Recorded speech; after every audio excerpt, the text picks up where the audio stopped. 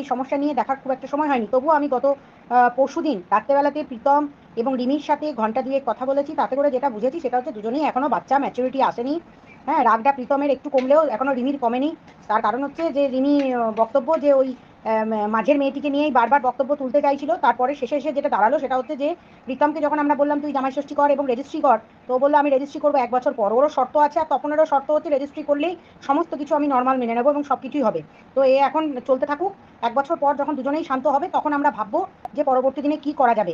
তবে এইটুকু আপনাদের বলতে পারি, রিমি এবং রিমির মায়ের চ্যানেল নিয়ে অবিলম্বে আমি হাইকোর্ট থেকে অর্ডার করিয়ে দিচ্ছি, যাতে করে পুলিশ প্রশাসন অবিলম্বে তাদের ওপর তদন্ত শুরু করে ক্রিমিনাল কেস স্টার্ট করে। কারণ রিমি এবং রিমির মায়ের দুজনেরই অভিজ্ঞতা যেটা আছে সেটা হচ্ছে যে তপন পাল দীর্ঘদিন ধরে চুঁচড়া থানাতে একটানা বেশ কিছু বললাম না, বললেও ভুল হবে, প্রায় প্রতিদিনই একটা না একটা কমপ্লেন নিয়ে গেছে, আর যা তার নামে কমপ্লেন করিয়ে গেছে। চুঁচড়া থানার একটি সাব ইন্সপেক্টর, যার বিরুদ্ধে আমি কমপ্লেন ঠুকছি, তার ব্যবস্থা করছি, কারণ তারাই কিছুজন মদত দিয়ে এই কাজটা চালিয়ে রাখছে।